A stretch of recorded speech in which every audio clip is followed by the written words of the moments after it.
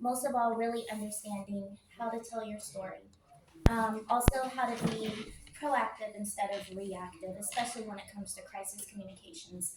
It kind of lessens the impact when something happens. So, really kind of anticipating what what might happen in your industry, like what things could potentially affect your reputation, affect your company. So kind of sitting down when you're doing your business planning annually and sitting down and creating a crisis communications plan and saying, hey, what could potentially affect our business? What could hurt us? And kind of putting things in place ahead of time and having a response plan. So if something does go down, something does hit the plan, who's going to be the face? Who's going to be the person that's going to go on the news or whatever and respond? How are we going to handle social media? Are you going to respond on social media? What are you going to say if you respond on social media? So, just really having a solid plan and being able to tell your story, really harness your story and take control of your narrative. That's really the power of public relations. Paula, one second here. Oh, I'm sorry, I'm a note taker. Hi, my name is, oh, y'all ready? I should have been looking over here. Oh, we're supposed to be looking here? Okay. Good. Hi, my name is Paula Nelson Wise. I'm an enrolled agent, so I specialize in taxes. I am the CEO and founder of Wise Tax Consultant. We're a resolution firm where we help clients, mostly small businesses, to take control of their tax scenario. We teach you, as Joe said, to be proactive so that you won't have to be reactive. My model is taxes, prepay, postpay, you choose.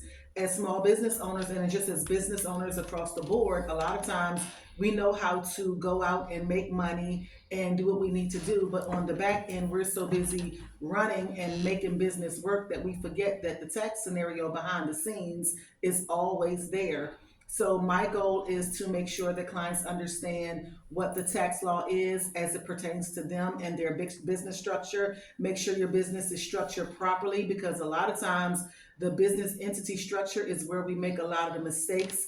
I am proactive with tax planning to help you to be ready so that you don't have to get ready. Right now, we're coming up on the April 15th deadline. Well, we've already passed the March 15 deadline. If you are an S Corp or a partnership and your tax return has not been done, you're already late, but we have an option for that as well. But as far as the April 15th deadline that's approaching, we still have a little bit of time to get it together. And that's what our goal is, to make sure that as a taxpayer, you are compliant and you're on time. There you go. Any questions? Anyone have any questions here? Got a couple twirling in my head. I just got to figure out how to just articulate that. I guess we'll go for question for each. So, Joe, on your side, hypothetically, if I'm talking to a client or whomever, what can I tell them in terms of? I know that would be solely based on your consultation with them, but like how's your fee scale? How does that work, and how are you invoicing, billing a client, or how does the fee scale work, or is it on a per client basis based on where they are? Right, absolutely. So I offer two options. So I have a list of services that you can purchase that's a la carte, whether it's like you just need something like a press release written, or you need support at an event, to putting me on retainer where you need ongoing support. So ongoing support would be if you're 6 months to 12 months out on a project and you kind of just need guidance along the way. You actually need that deep strategy. You might need some research. You need a full on public relations strategy where we're looking at your research, you're looking at your objectives, your goals, your execution plan, your evaluation plan. That would be retainer, because that's going to be something that's a little longer term. Then you would have your a la carte services where you have something specific that you need my help with, whether it's crafting messaging, whether it's, like I said, just a press release, those things. And so that's how it just depends. Okay, I get it. So the a la carte fee is really what was triggering with me. Okay, that makes sense. So you're saying that, I don't mean that. No. Like say if we had a big event coming up in September, October, employing you to identify the target and making sure that our message is reaching them. Is that what you're saying? Absolutely. So let's say that you have an event, depending on what that event would be, I would help you identify who your target audience is, how you're going to reach that audience, and then if there needs to be any type of media coverage. So, what news outlets do you want to appear on? What publications do you want to be on? What type of reporters are actually covering the types of story, covering your particular type of story? Because there's always going to be a reporter that has a particular beat. And so those would be the reporters that I would pitch and say, hey, I have a client, they have this event going on, and it would be beneficial that you cover it. So I would help with that all the way down to helping you create a content strategy for social media, content strategy for your website to make sure that your online presence and your messaging is aligned across all of your platforms. Gotcha. So if we were to, and I'm trying to, and this is, thank you, Mike, for, bringing Joe here, because I think I'm trying to, we reach out to an advertising agent for that. Okay. And so I'm trying to figure out, are you the next step beyond an advertising agent, or you're more of creative and implementation, where advertising might be, they are creatives, but what would be the difference? So I guess that would be. So, with an advertising agency, so you would find my particular role within an advertising agency, but I work solo. Think of me as like a lawyer. I'm your counsel, I'm your PR counsel, but within every agency, they always have a PR person or a PR team that does like the PR function. The difference is that I'm just solo. Gotcha. So whereas when you work with me, there's going to be things that an advertising agency would be able to help you with, and I would say, hey, this is something. So let's say that you want to create a marketing video. As we're going through and we're creating your strategy, I would say you need a marketing video. I don't have the capacity to shoot a video, so I would outsource that and I would get a videographer, or I would say, hey, work with Fable, work with the Martin agency, and they would be able to help you produce a video and get it distributed. Gotcha. So piggybacking that, so if there's a client that needs, whether it's a email blast, a text, blast, a social media piece, now is that in-house with you, or you have to have, are you outsourcing that piece as well? As far as like the manpower of it, I would have someone. It just depends on how heavy of a lift that it would be. But I would be on the strategic side. I would be the one kind of putting it all together. So if it would be like a text campaign, I would be sitting down and looking at the schedule that it would go out, what the messaging would look like, who it would go to. I would be organizing everything in terms of how it looks, how it feels, and putting it together. So basically developing a strategy for it. In terms of the actual task of doing that, it just depends whether it's something that I can handle myself or if I do need additional help for that. It sounds like, if I can, it sounds like that you're the person to help achieve the end goal, and the advertising is a piece, and social media is a piece, and you have all these pieces. Events are a piece to achieve the desired outcome. The desired outcome. And you tell me what your desired outcome is, and I'll tell you how we're going to get to that goal. Right. And a part of that would be contracting an agency, and it might just be a freelance videographer. It might just be a freelance social media person. But I'm the one that's going to sit down and tell you that you need a social media plan, you need a social media person, you need a marketing video, you need a videographer to help you shoot that marketing video. That's so. It's really providing you that counsel on what you need. Gotcha. And that can be extremely helpful because you reach out to advertising and you reach out, but you're still managing a part that you kind of want to delegate to somebody else anyway, you know, because it's definitely who, not how. And for a lot of entrepreneurs, we're trying to do all the hows when we need to definitely need And to some use. things I would be very hands on with, so things like media training. So I would be very hands on when it comes to training or working with who that spokesperson would be. So like, let's say that you're gonna get some media coverage for something. I would work very closely with whoever the person is that's kind of in charge of everything. I would be working very closely with them to select who the spokesperson would be, and kind of helping with that media training, making sure that they're able to stay on task, they have their talking points, they have the key messaging. I would be very hands on in developing the key messaging too, as well, things like that. Gotcha. One of the things is the part that Joe does with me is she she helps me do what I do for other people because there's a messaging that goes out that what can I provide just like you? When your client's talking, you're a business person too.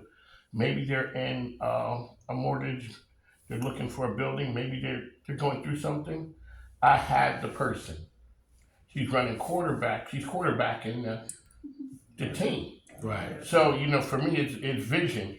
In the military, there's a thing that says when a team, say that it's Bravo team, Bravo 1, the CEO, is in charge and looks out for the entire team. Mm-hmm. Bravo 2's job is to watch Bravo 1 because he can't see what's happening because he's looking out for everyone. So a lot of times what I do is run things by Joe, or she'll hear things knowing what I do, knowing how I operate. Like, this is how you navigate that right there. It's a resource. Mm-hmm. And that's what the part I wanted to talk to you guys, talk to your agents, because it's just having that expert there in the conversation. If a person says, you're like you said, it's not what, it's who. Right. There's a person been down the road already. You don't need to invent the wheel. And so that's what it is. Very quickly, so Paula, you talked about the other day, people getting scared of situations. And sometimes they don't do things. Touch on some of that for people because a lot of times there's things that could happen that could alleviate that, especially salespeople. Salespeople are going 100 miles an hour.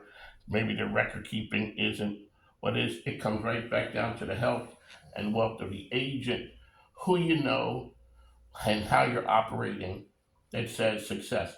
You guys, people always talking, like Elise said, the grass is always greener. Maybe not over there. The grass is greener where you water it. Right. And so by having these resources here, a person who does taxes, a person who does PR, it's just an added benefit of why people should rock and roll with Icon. So the fear factor, we all experience fear at some point when it comes to our businesses, but when it comes to taxes, it seems like we fear it the most. Taxes are it's just like anything else. The more you know, the better your situation may be.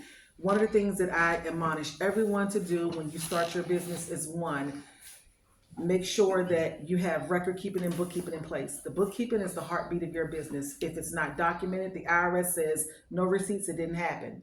And as we're moving about day to day, we don't realize that the smallest little things that we do in business is an expense to our business. And being in the real estate industry, you know that there are certain things that you must have. You cannot function without it. Ordinary and necessary is what the IRS looks for when it comes to your deductions. So if you know that everything that you did was ordinary and necessary, then you'll be okay. You know that you have to have a vehicle to travel. You know that you have to have something to document whatever it is. You have to have the lock boxes, stuff like that. Those are expenses. You know that, your vehicles needs maintenance, but some of the small things that I'm seeing that people think that they can get away with. Okay, every day we get up and get dressed. We're supposed to get dressed to go out in public. So just because you buy a suit for this occasion, that's not a tax write-off. It's not ordinary and necessary because you had to have something to wear. So it's small little things like that that gets us into these jams when it comes to our deductions. And that's the biggest thing, that people are in that fear factor mode, because it's like, I can write off this, I can write off that. And then you look at the mindset of, what do you write off? How do you write off it? If it's ordinary and necessary, we can do it. But if it's not, that's what get us in trouble. And then the other part of it is, whenever you get a letter from the IRS, well, let me back up a little bit. All of us in this room, everybody in this room have one thing in common. We all have to pay taxes. We all have to file taxes. So we can't escape that. But what we can escape is the fear factor of what's going to happen once it's filed, or if it's not filed. So if it's done correctly, and let's just say we're all subject to audit. The IRS can audit any of us at any time, even me, we're subject to being audited. So if you get that letter and you're being audited, if everything you've done is correct, then all they're gonna do is say, okay, good, it stands as it is. Or if you haven't done what you're supposed to do, that's when the fear factor comes in, because it's like, oh, I don't know. Everything that I do with every tax return that I touch, I process it with the mindset of, this return is being audited. What does the IRS want?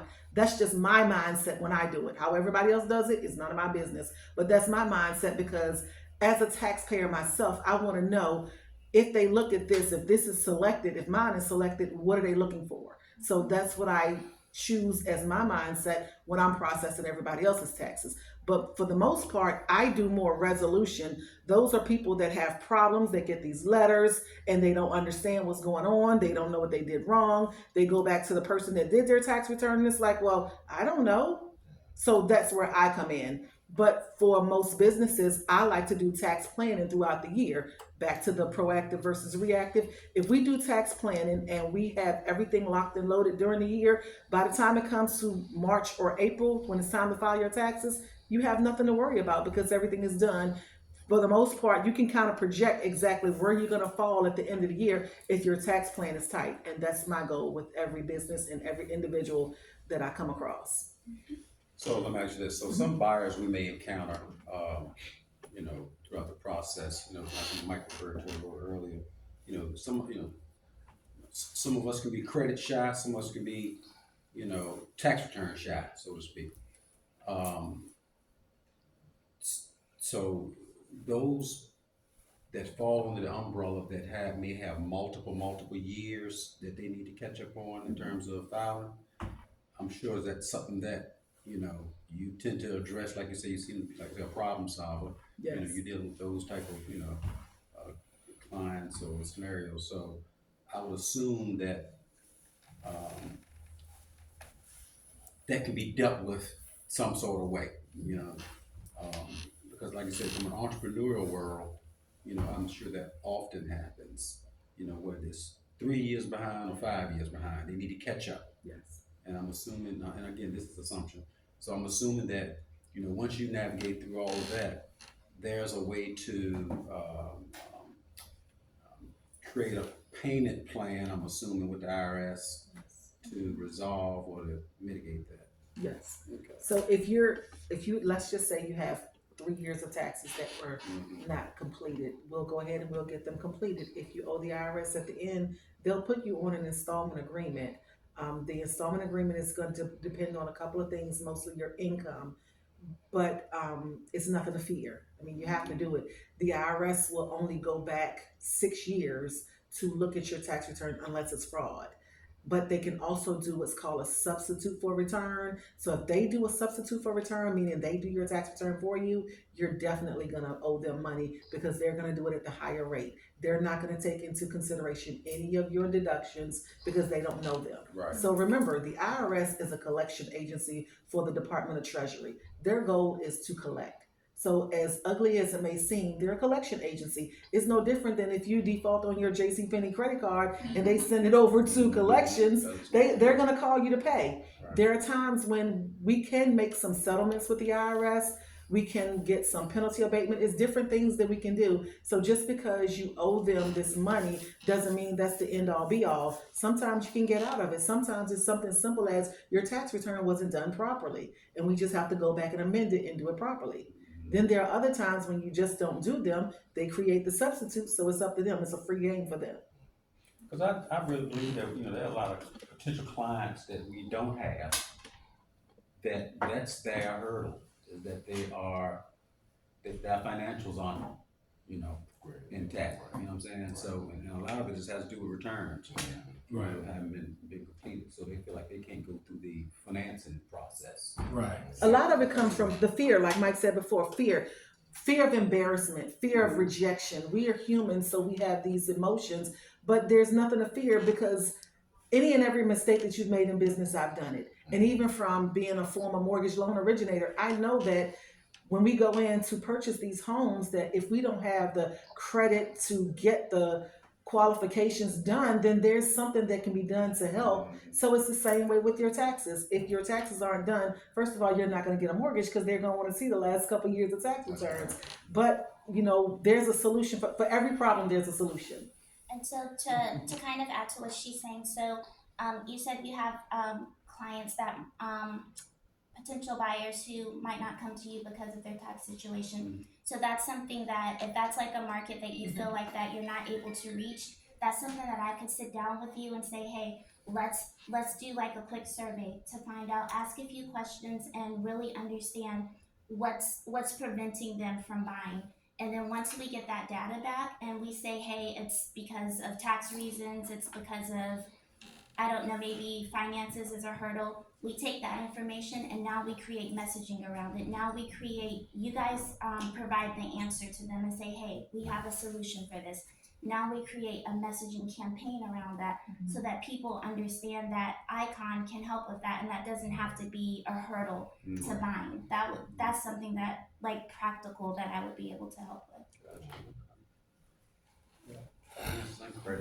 Yes, finances and credit. And also too, if you do it from a marketing standpoint, just to piggyback off of what she said, just thinking about me as a consumer, there are things that we fear because we don't know. But if you do it from that standpoint, from marketing, letting people know, hey, we're Icon Realty. If you have problems with credit, bankruptcy, taxes, whatever the case may be, we have a solution for you, and that will compel people to come to you because the first thing is, oh, I heard that Icon commercial. They said if you have bad credit, they can help you to get you where you need to be to qualify for this house. A lot of people don't patronize your business because they simply don't know what resources you have to help them. So if you let them know, good, bad, or indifferent, we can help you get to where you need to be. Now, you may not be there today, but we can get you there within a time frame, and we just pick a plan, and that's where she'll come in to help you market it. Yeah. Well, to get it together. Yeah, and determine what's the best way of getting that word out. Maybe it's something as simple as creating a Q&A, or maybe it's developing a series of lunch and learns, or maybe it is shooting a whole video for it. But it's just kind of really sitting down and determining the need and the best way to tackle that need. Yeah, but and that's very true. But, but on the commercial side, that's I'm not going to call it a different animal, but again, some of that clientele can be a little more financial savvy, but they have problems too. Yes. Especially depending on the asset they're trying to purchase. You know what I mean? They might have to, You'll never move know. this here, move this there to make it work. You'll never know who that one person is because a lot of times in life we move by image, what people perceive us to be. Perception. And you may get just that one, you could shoot that commercial and just that one person hears it and you think they're just all together, but they're the very one that's going to hit you in your inbox and say, look, let's have a one-off. They don't want everybody to know. And it's okay. Everybody don't need to know your business. Right. Some people are more private than others. Yeah. But when you put yourself out there and let the world know, this is what I'm able to do to help you, I think that if you give people more choices and resources, they'll be more compelled to come to you for help as opposed to someone else, especially with the reputation that your business already has. There's people out there that are watching you, but they don't realize, okay, I need this little bit of help, but I know he can help me. Right, so identifying the problem and then developing the solution and then saying, hey, Icon commercial, we're the solution to that problem, that pain point. Right.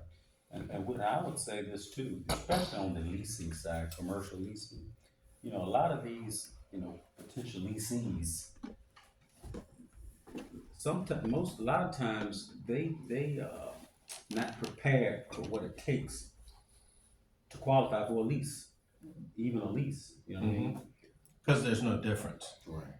That's the thing. So that's the part of what we do at Icon Commercial is we make sure that you're not putting the cart before the horse. No matter what happens, you have to, and these guys will tell you, you have to control the deal. And a lot of times controlling the deal is just making sure that they're taking the steps that are needed to take in the order that they're needed to take in order to accomplish their goal of whether it's purchasing or leasing. And so the same criteria is the same criteria.